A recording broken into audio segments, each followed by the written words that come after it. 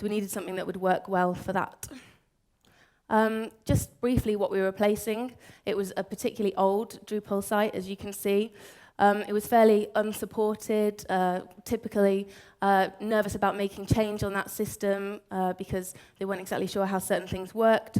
No integration of systems and no sharing of content. So why did we choose Umbraco? We delivered an initial consultancy exercise, gathering their technical requirements, and we actually made a series of recommendations about the different CMSs that would fit those requirements, and ultimately we put forward Umbraco as the best fit solution. Some of the main reasons for that, as I mentioned, as part of the digital transformation program, they were moving towards these regional content hubs. So they needed devolved content authorship and a really easy-to-use CMS that would work for lots of different editors.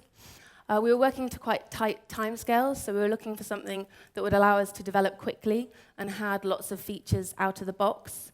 And the organisation it was in quite a big period of change and still is, so they needed something that was going to be flexible enough to support their future growth, that could support different systems perhaps coming in and out. So what can we share? We've got kind of eight key insights that we're going to talk to you about today. I guess the first one was around having a really clear vision for what the site needs to be. I mentioned the consultancy exercise that we delivered. This was ahead of doing the build itself. And we looked at 6 key areas around the organisation to help put forward what the vision for the new site should be. I'm just going to talk about a couple of them. The first one was around the audiences.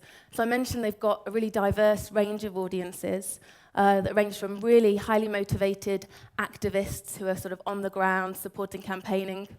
They've also